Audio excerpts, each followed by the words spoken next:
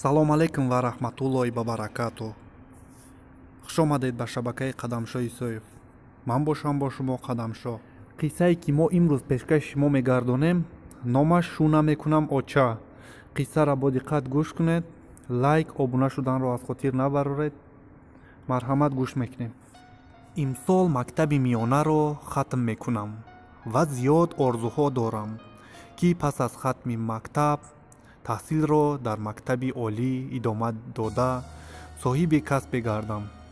зеро пӯшида нест ки зиндагӣ пастию баландӣ ва мушкилиҳои зиёде дорад, ки баъзан инсон роҳашро гум месозад. агар соҳиби касбу коре бошӣ, фикр мекунам ки ин ҳамаро на он қадар эҳсос мекунӣ. яъне бо донишу фаҳмишат метавонӣ тамоми ночориҳои ҳаётро паси сар намуда ба рӯзҳои хубе бирасӣ. аммо мегӯянд ки падару тарафдори хушбахтии фарзандашон ҳастанд, ки гуфтаҳои мазкур на он қадар дурустанд. ман ба дигар волидон кордор нестам. танҳо мехоҳам дар бораи падару модари худ ҳарфе бизанам. охир дар ҳоле ки волидайн муваффақии ҷигарбандашонро мехоҳанд, пас чаро падару модари ман бепурсиш берозигӣ маро бо ким кадом хеши дурашон хонадор карданиянд? чаро орзуҳои диламро пурсон намешаванд? ҳанӯз мактабро хатм накардам, дар андешаи хонадоршавиам шуданд. чаро ба ин чаро ҳеҷ ҷавоб намеёбам. ҳарчанд ки фикр мекунам, ман низ медонам ки оила рукуни асосии давлату миллат буда, оиладор шудан вазифаи ҳар як инсон аст. аммо наход ҷое таҳсил накарда дар фикри шу шавӣ. ҳамарӯза вайрон шудани оилаҳои ҷавон гувоҳӣ ба зиндагӣ тайёр набуда хонадор шудани аст. нест магар ба ҷурми ҷавонӣ ва қадру қимати оилаю оиладорӣ надонистани зану шавҳар. хонаи онҳо валангор намешавад. албатта сабаб амин аст. аммо чаро ба баъзе волидон ин мислаҳо, ки чун навор пеши назарашон ҷилванамоҳӣ мекунад, дарк намешавад? чаро дидаю дониста баъзан фарзанди хешро, ки бо сад умеду орзу ва ноз ба камол мерасонанд, ба оташ тела медиҳанд?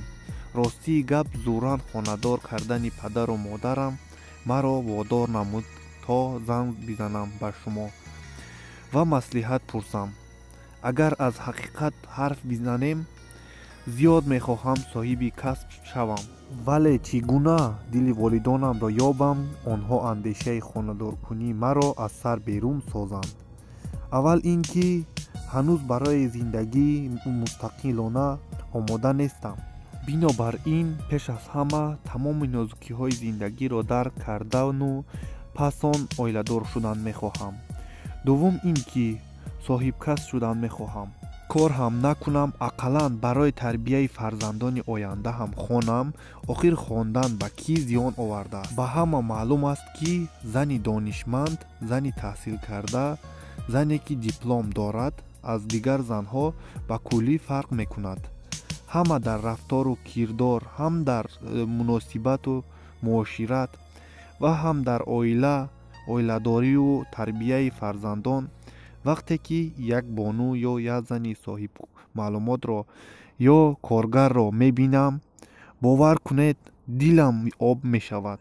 ба ӯ монанд шудан мехоҳам. аммо ку падару модаре ки орзуҳои диламро пурсон шаванду ба муроди дилам расонад? барои ҳамин аниқтараш барои аз байн бурдани ҳамин мушкилӣ ба шумо муроҷиат кардаам. бо эҳтиром, Бунавша аз ноҳияи Айнӣ. раҳмат, миннатдоргии хидмат ба шумо мерасонам ки навора то охирша гӯш кардем. фикри худтонро дар поини комментария бинависен. апай Бунавша ҷавоби шуморо интизорай.